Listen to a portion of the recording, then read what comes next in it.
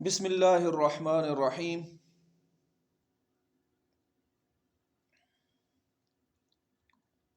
تاریخ امت مسلمہ۔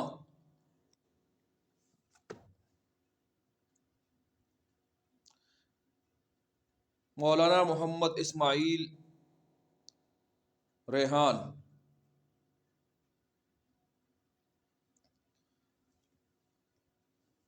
صفحہ نمبر 86۔ حضرت نوح علیہ السلام۔ گم گشتہ انسانیت کو توحید کی دعوت دینے والے پہلے نبی حضرت نوح علیہ السلام تھے، جو حضرت آدم علیہ السلام کی وفات کے 1000 سال بعد مبعوث ہوئے۔ 1000 برس تک لوگ اپنے باپ حضرت آدم علیہ السلام کے دین و مذہب پر تھے، مگر پھر شیطان کے ورغلانے سے انہوں نے چند مرحوم بزرگوں کے مجسمے بنا کر انہیں پوجنا شروع کر دیا۔ یہ بزرگ ود، سواع، یغوث، یعوق اور نصر تھے۔ قوم نے اندھی عقیدت کا شکار ہو کر انہیں حاجت روا اور مشکل کشا مانا اور ان کے بتوں کی پرستش شروع کر دی۔ یوں پہلی بار بندوں کا اپنے رب سے رشتہ منقطع ہوا۔ حضرت نوح علیہ السلام اس رشتے کو جوڑنے آئے۔ اس مقصد کے لیے انہوں نے بے پناہ اذیتیں برداشت کیں۔ آخر 950 برس کی مسلسل تبلیغ کے بعد جب قوم کی اکثریت اپنی ضد، سرکشی اور گمراہی پر اڑی رہی تو اللہ تعالیٰ کی طرف سے ایک ایسا طوفان آیا جو سب کچھ بہا کر لے گیا۔ صرف حضرت نوح علیہ السلام اور ان پر ایمان لانے والوں کو اللہ تعالیٰ نے کشتی میں سوار کرا کے محفوظ رکھا۔ طوفان سے بچ جانے والے اہل ایمان صرف 80 مرد و زن تھے۔ انہی سے دنیا کی آبادی کا اثر نو آغاز ہوا۔ ان کے بیٹوں سام، حام اور یافس کی اولاد ساری دنیا میں پھیل گئی۔ سام کی نسل سے عرب، فارس اور روم یعنی یورپ آباد ہوئے۔ یافس کی اولاد سے ترکوں یعنی چینیوں اور یاجوج ماجوج نے جنم لیا۔ حام کی نسل نے افریقہ کو آباد کیا۔ حبشی، سوڈانی، قبطی اور بربر اسی کی اولاد سے ہیں۔ البدایہ والنہایہ۔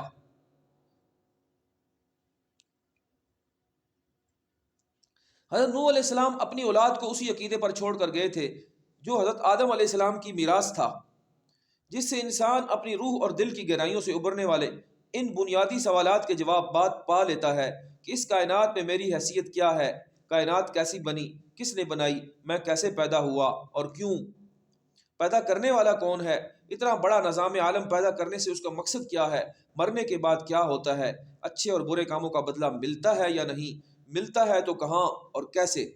صحیح عقیدہ ان تمام سوالات کے جوابات دیتا ہے اور اسے دل کی گہرائیوں سے مان کر نسل انسانی بنیادی سوچ کے لحاظ سے ایک کنبہ بن جاتی ہے۔ پھر لسانی، علاقائی اور اقتصادی و ثقافتی اختلافات ان کے درمیان اجنبیت کی دیوار کھڑی نہیں کر سکتے۔ عاد و سمود۔ مگر حضرت نوح علیہ السلام کے چند 100 برس بعد انسانیت پھر گمراہی کے رستے پر چل پڑی تھی۔ چنانچہ ایک بار پھر انبیاء کرام علیہم السلام کی بعثت کا سلسلہ شروع ہوا۔ پے در پے رسول بھیجے گئے۔ جزیرۃ العرب کی وادی میں آباد بت پرست قوم عاد کی طرف حضرت ہود علیہ السلام مبعوث ہوئے۔ یہ قوم طاقت، قد و قامت اور جنگجوئی میں بے مثال تھی، اور اسی گھمنڈ میں اس نے حضرت ہود علیہ السلام کی تکذیب کی۔ تب اللہ کی طرف سے تیز آندھی کا عذاب آیا جس نے ان کا استحصال کر دیا۔ حجاز سے شام جانے والی شہراہ پر وادی حجر میں آباد قوم سمود فن تعمیر میں اپنی نظیر آپ تھی۔ پہاڑوں کو تراش کر مضبوط مکانات بنانا ان کے بائیں ہاتھ کا کمال تھا۔ ان کی اصلاح کے لیے حضرت صالح علیہ السلام مبعوث ہوئے۔ قوم نے انہیں جھٹلایا اور اپنی بد عقیدگی ترک نہ کی۔ آخر ایک روز زوردار کڑک اور زلزلے نے انہیں ہلاک کر دیا۔ قوم عاد و سمود سمیت عرب کی کئی قومیں ایسی تھیں جن کا نام و نشان بالکل مٹ گیا۔ انہیں عرب بائدہ کہا جاتا ہے۔ ان کا ذکر صرف آسمانی کتب، لوک داستانوں اور قدیم شاعری میں باقی رہ گیا۔ دعوت ابراہیم علیہ السلام۔ مختلف قوموں کی طرف انبیاء کرام کی آمد ہوتی رہی۔ حضرت ابراہیم علیہ السلام تک دنیا میں آبادی کی کثرت ہو چکی تھی، مشرق و مغرب میں درجنوں سلطنتیں اور سینکڑوں شہر وجود میں آ چکے تھے، اس لیے انبیاء کا سلسلہ بھی وسیع ہو گیا۔ ایک ہی وقت میں مختلف علاقوں، قوموں اور ملکوں کے لیے کئی کئی انبیاء کرام بھیجے جاتے تھے۔ ہر نبی کو بڑی بڑی آزمائشوں کا سامنا کرنا پڑتا، مگر حضرت ابراہیم علیہ السلام کی قربانیاں خود فراموشی، خدا شناسی اور جان نثاری کا ایک جدا گانا رنگ لیے ہوئے ہیں۔ حضرت ابراہیم علیہ السلام عراق کے شہر بابل کے نواحی قصبے کوسائی میں پیدا ہوئے۔ طوفان نوح کو اس وقت 1081 برس گزر چکے تھے۔ اس زمانے میں عراق اور اس کے گرد و نواح میں نمرود نامی ظالم و جابر بادشاہ کی حکومت تھی، جو خدائی کا دعویدار تھا۔ بابل اس کا پایا تخت تھا۔ عراق کے لوگ ایک طرف اسے خدا مانتے تھے، دوسری طرف وہ سورج، چاند، ستاروں اور مظاہر قدرت کی خدائی کے بھی قائل تھے۔ اس کے ساتھ ساتھ وہ بت پرست بھی تھے۔ خود حضرت ابراہیم علیہ السلام کا باپ آزر بت تراش تھا۔ گویا شرک اور بد اعتقادی کے سارے روگ اس قوم میں جمع ہو گئے تھے۔ حضرت ابراہیم علیہ السلام کو اللہ تعالیٰ نے حقیقت آشنا بنایا اور نبوت کا منصب دے کر قوم کی اصلاح کا حکم دیا۔ حضرت ابراہیم علیہ السلام نے ان لوگوں کو سمجھایا اور ان کے سامنے ستاروں، چاند اور سورج کی بے ثباتی ظاہر کی کہ یہ اپنی مرضی سے طلوع ہوتے ہیں نہ غروب۔ یہ رب کیسے ہو سکتے ہیں؟ جب لوگ نہ مانے تو ایک دن ان کے بت خانے میں جا کر بتوں کو توڑ ڈالا اور ان کے پوچھ گچھ کرنے پر فرمایا، اگر یہ بول سکتے ہیں تو انہی سے پوچھ لو۔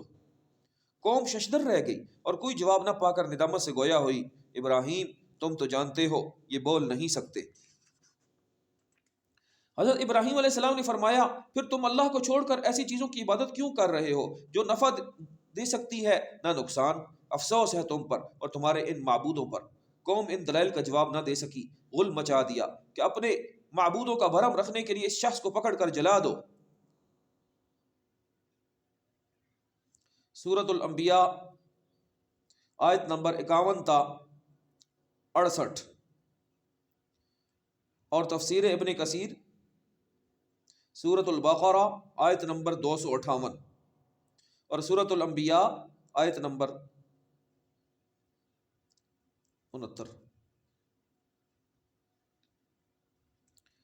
حضرت ابراہیم علیہ السلام کو نمرود کے پاس لے جایا گیا، اس نے رعب ڈالنے کے لیے سوال و جواب کیے۔ حضرت ابراہیم علیہ السلام نے بے خوفی سے اپنے رب کی توحید بیان کی اور کہا، میرا رب وہ ہے جو زندہ کرتا اور موت دیتا ہے۔ نمرود نے کہا، میں بھی زندہ کر سکتا اور مار سکتا ہوں۔ یہ کہہ کر اس نے سزائے موت کے ایک قیدی کو آزاد کر دیا اور ایک بے قصور آدمی کو بلوا کر قتل کرا دیا۔ حالانکہ کسی کو معاف کر دینا اسے پیدا کر دینا شمار نہیں ہوتا۔ اسی طرح کسی کو قتل کرنے سے کوئی انسان بندوں کی زندگی اور موت کا مالک نہیں بن جاتا، کیونکہ اس طرح تو ہر ایسا انسان جو کسی کا قاتل ہو زندگی و موت پر قادر شمار کیا جانا چاہیے اور اسے خود کبھی موت نہیں آنی چاہیے۔ مگر یہ دلائل نمرود جیسے عقل کے اندھے کو بتانا بیکار تھے۔ اسی حضرت ابراہیم علیہ السلام نے ایک بہت واضح پیشکش کر دی، میرا رب سورج کو مشرق سے نکالتا ہے، اگر تو رب ہے تو مغرب سے نکال کر دکھا۔ نمرود مبہوت رہ گیا اور کوئی جواب نہ دے سکا۔ تفسیر ابن کثیر سورہ بقرہ آیت نمبر 258۔ آخر وہ بھی اپنی قوم کی طرح حضرت ابراہیم علیہ السلام کو مارنے پر آمادہ ہو گیا۔ انہیں آگ میں جلا کر نشانہ عبرت بنانے کا فیصلہ کر لیا گیا۔ ایک بہت بڑا الاؤ دہکایا گیا اور ابراہیم علیہ السلام کو منجنیق کے ذریعے اس میں پھینک دیا گیا۔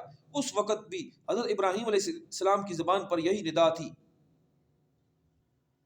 اللہم انت الواحد فی السماء وانت الواحد فی الارض حسبی اللہ ونعم الوکیل۔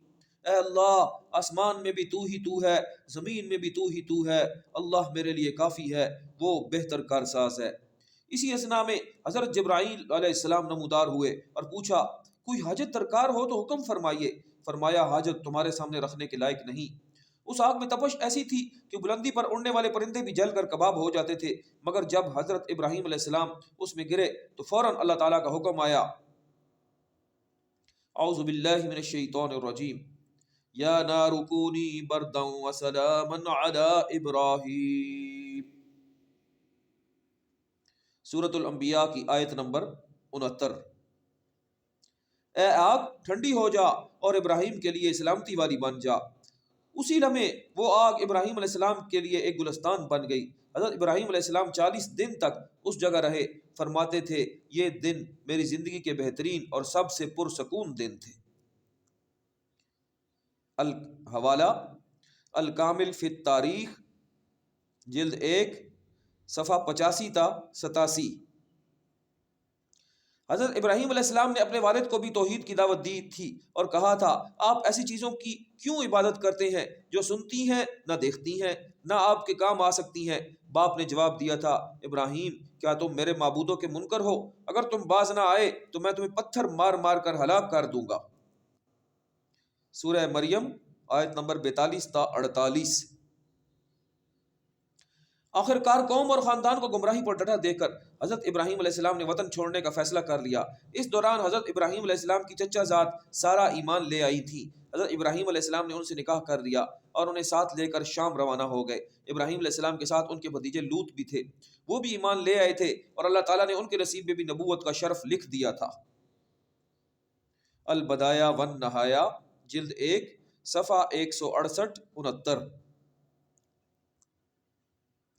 اللہ نے یہ طے کر لیا تھا کہ بھٹکے ہوئے انسانوں اور بکھرے ہوئے گروہوں کو ایک وحدت کی لڑی میں پرو کر ایک امت بنایا جائے گا۔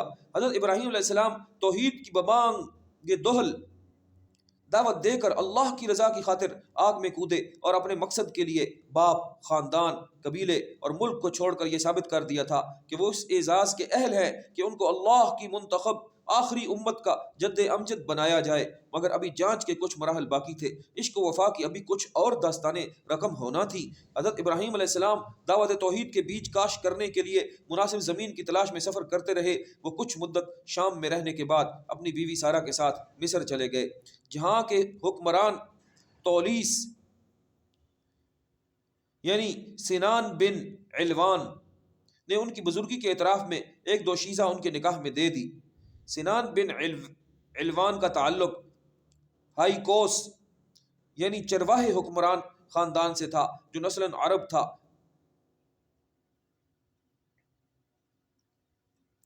صحیح بخاری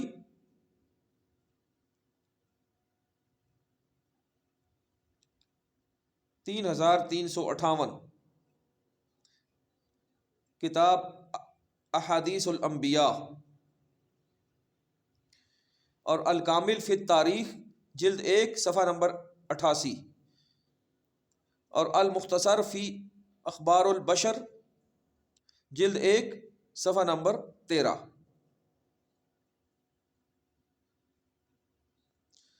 سنان بن علوان کا تعلق ہائی کوس یعنی چرواہ حکمران خاندان سے تھا جو نسلاً عرب تھا۔ جو دوشیزہ حضرت ابراہیم علیہ السلام کے نکاح میں آئی پردیس میں آ کر ہاغار یعنی اجنبی عورت کہلائی۔ یہ ہاغار عربی میں ہاجر بن گیا۔ حضرت ہاجرہ سے حضرت ابراہیم علیہ السلام کے ہاں ایک لڑکا اسماعیل پیدا ہوا۔ زیادہ دن نہیں گزرے تھے کہ اللہ نے انہیں حکم دیا اپنی بیوی ہاجرہ اور شیرخوار بچے اسماعیل کو مکہ کی وادی میں چھوڑ آؤ۔ یہ دوسرا بڑا امتحان تھا جس میں حضرت ابراہیم علیہ السلام اکیلے نہیں تھے، ان کی بیوی بھی اس آزمائش میں برابر کی شریک تھی۔ ان کا عبرانی نام ہاغار ہے، جو فرعون مصر نے سیدہ سائرہ کی کرامت کو دیکھ کر حضرت ہاجرہ کو ساتھ کر دیا، تب ان کا نام آجرہ ٹھہرا۔ یعنی یہ اس مصیبت کا اجر ہے جو بادشاہ کے ظلم سے اٹھانی پڑی۔ پھر جب ہجرت کی اور مکہ میں آباد ہوئیں تو ان کا نام ہاجرہ ٹھہرا۔ کتاب رحمت للعالمین جلد 2 صفحہ 308۔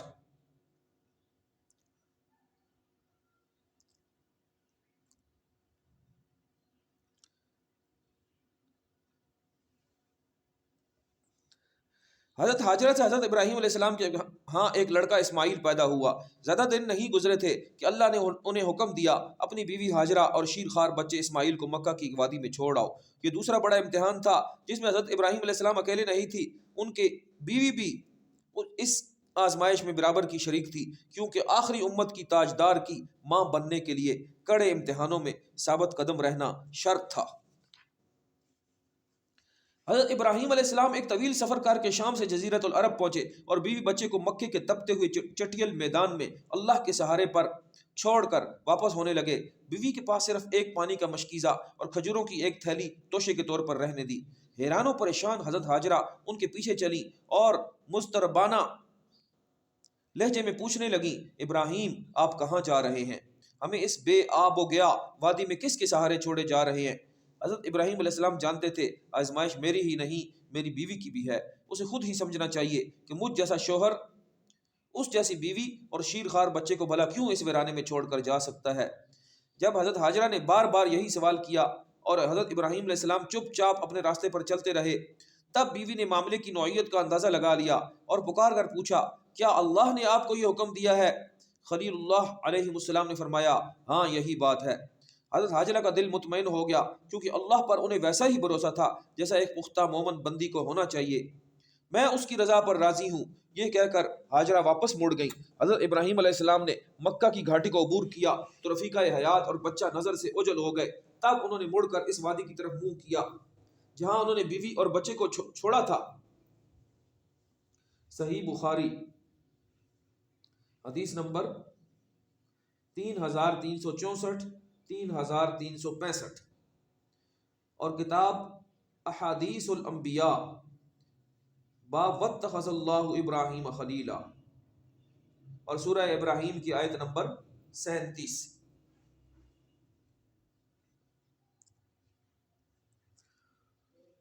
حضرت ابراہیم علیہ السلام نے مکہ کی گھاٹی کو عبور کیا تو رفیقہ حیات اور بچہ نظر سے اوجھل ہو گئے. تب انہوں نے مڑ کر اس وادی کی طرف منہ کیا جہاں انہوں نے بیوی اور بچے کو چھوڑا تھا. وہ اللہ کے پیغمبر تھے، جانتے تھے کہ پہاڑیوں سے گھری مکہ کی وادی کائنات کا مقدس ترین مقام ہے جہاں آج بھی اللہ کے سب سے پہلے گھر کے آثار ریت کے تہ میں چھپے ہوئے ہیں اور صدیوں سے انبیاء اور رسل اس کی زیارت کرنے اور اس کی برکات حاصل کرنے یہاں آتے رہتے تھے. تب ایک وفا شعار مومن اور ایک شفیق باپ کی طرح انہوں نے ہاتھ بلند کر کے بارگاہ الہی میں یہ بے تابانہ درخواست پیش کی، ربنا انی اسکنت من ذریتی بواد غیر ذی زرع عند بیتک المحرم ربنا لیقیموا الصلاة فاجعل افئدة من الناس تهوی الیہم وارزقهم من الثمرات لعلهم یشکرون. اے ہمارے رب، میں اپنی اولاد کو آپ کے باعظمت گھر کے قریب ایک میدان میں جو زراعت کے قابل نہیں آباد کرتا ہوں. اے ہمارے رب، تاکہ وہ نماز کا اہتمام کریں تو آپ کچھ لوگوں کے دلوں کو ان کی طرف مائل کر دیجئے اور ان کو پھل کھانے کو دیجئے تاکہ یہ شکر کریں. سورہ ابراہیم آیت نمبر 37. حضرت ابراہیم علیہ السلام اور حضرت حاجرہ دونوں نے اللہ تعالیٰ پر اعتماد کرنے، اس کی رضا پر راضی رہنے، اس کی رضا کے آگے سر جھکانے اور اس کی خاطر بڑی سے بڑی قربانی دے ڈالنے کا لازوال نمونہ پیش کر دیا. یہ یقین کی وہ دولت تھی جس کی بنیاد پر آخری امت کو وجود میں لانے کی تیاریاں ہو رہی تھیں اور اس کی اجزائے ترکیبی ہزاروں برس پہلے جمع کیے جا رہے تھے. اللہ نے حضرت حاجرہ اور حضرت ابراہیم علیہ السلام کی قربانی کو برابر کیا، جیسا کہ حضرت حاجرہ نے کہا تھا. اللہ تعالیٰ نے ان کو ضائع نہیں کیا بلکہ ان کا نام قیامت تک تابندہ کر دیا. زمزم.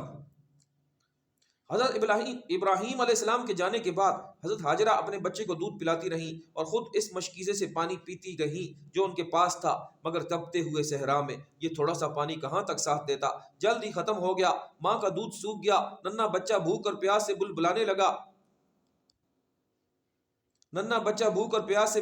لگا. حضرت حاجرہ اس کی حالت دیکھ کر تڑپ اٹھی اور کسی مدد کی تلاش میں بار بار وادی کی دونوں پہاڑیوں صفا اور مروہ پر چڑھ کر نہایت بے چینی سے ادھر ادھر دیکھنے لگیں. ادھر بچے کا دم لبوں پر تھا. تب اچانک ایک آواز ابری جیسے کوئی آ رہا ہو. حضرت حاجرہ نے آنے والے کو دیکھنے کے لیے پہلے ہی پکار کہا، مدد کرو اگر تمہارے اندر کوئی خیر ہے. اگلے ہی لمحے فرشتوں کے سردار حضرت جبرائیل علیہ السلام نمودار ہوئے. انہوں نے فوراً وادی کے ایک گوشے پر اپنا پر مارا اور دیکھتے ہی دیکھتے بھوک اور پیاس سے ایڑیاں رگڑتے شیر خوار اسماعیل کے لیے زمزم کا وہ چشمہ جاری ہو گیا جس کے پانی کی مٹھاس، غذائیت، شفائی خواص اور غیر معمولی مقدار آج بھی ساری دنیا کو انگشت بدداں کیے ہوئے ہے. صحیح بخاری حدیث نمبر 3364 کتاب احادیث الانبیاء. اس معجزے کے اثر اور زمزم کے اس چشمے کی برکت سے صحرا میں زندگی کے سوتے پھوٹ نکلے۔ یمن کا ایک خانہ بدوش قبیلہ بنو جرہم یہاں سے گزرا، جو پانی اور چارے کی تلاش میں بھٹکتا پھر رہا تھا۔ قبیلے کے لوگوں نے دور سے فضا میں پرندوں کو اڑتے دیکھا تو سمجھ گئے کہ قریبی علاقے میں پانی میسر ہے۔ تب ان کے تجربہ کار افراد حیران ہو کر کہنے لگے، ہم پہلے بھی یہاں سے گزرتے رہے ہیں مگر کہیں پانی کا نام و نشان تک نہیں تھا۔ وہ قریب پہنچے تو زمزم کا چشمہ اور اس کے پاس حضرت ہاجرہ اور حضرت اسماعیل کو دیکھا۔ کہنے لگے، ہمیں یہاں قیام کی اجازت دے دیں۔ حضرت ہاجرہ نے اجازت دے دی۔ اس طرح بنو جرہم یہاں آباد ہو گئے۔ ان کا نسلی تعلق بنو قحطان سے تھا، جنہیں عرب عربہ کہا جاتا ہے۔ یہ اصل اور خالص عرب تھے جن کا وطن یمن تھا۔ حضرت اسماعیل علیہ السلام کی زبان سریانی تھی، مگر بنو جرہم میں پل بڑھ کر انہوں نے عربی زبان سیکھ لی۔ حضرت اسماعیل علیہ السلام سے جو نسل چلی اسے عرب مستعربہ کہا جاتا ہے، یعنی یہ دوسری نسل کے ساتھ مخلوط عرب تھے۔ الکامل فی التاریخ جلد 1 صفحہ نمبر 90۔ بیٹے کی قربانی۔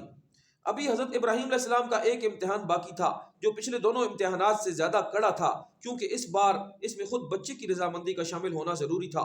خواب میں اللہ کا حکم آیا، اے ابراہیم اپنے بیٹے کو قربان کر دو۔ اس طرح حضرت ابراہیم علیہ السلام، حضرت ہاجرہ اور کم سن اسماعیل تینوں امتحان کی بھٹی میں ڈال دیے گئے۔ توفیق اصلی ان کے شامل ہوئی اور تینوں نے اللہ کے حکم پر سر تسلیم خم کر دیا۔ شیطان نے اس موقع پر پوری کوشش کی کہ کسی طرح کائنات کے ان پاکیزہ ترین بندوں کے عزائم میں رخنا ڈال دے، انہیں اللہ کی محبت سے ہٹا کر دنیا کی طرف مائل کر دے۔ مگر ماں باپ اور بیٹا تینوں اپنی اپنی جگہ اللہ کے شیدائی تھے۔ انہوں نے شیطان کو کنکریاں مار کر بھگا دیا اور پھر آخر منا کی وادی میں حضرت ابراہیم علیہ السلام نے حضرت اسماعیل علیہ السلام کو قربان کرنے کے لیے ان کی گردن پر چھری چلا دی۔ تب اللہ کی طرف سے ندا آئی، ابراہیم تم سچائی کے امتحان میں کامیاب رہے۔ دیکھا تو حضرت اسماعیل علیہ السلام کی جگہ ایک دمبا ذبح ہو چکا تھا۔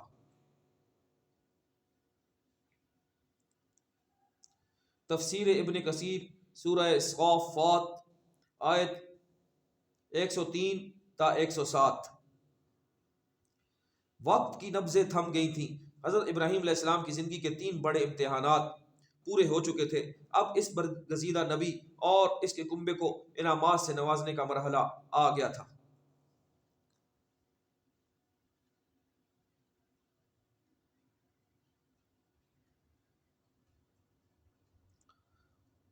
صفحہ نمبر 92 پر اس ویڈیو کا اختتام ہوا۔ اگلی ویڈیو صفحہ نمبر 92 سے انشاءاللہ آپ کی خدمت میں پیش کی جائے گی۔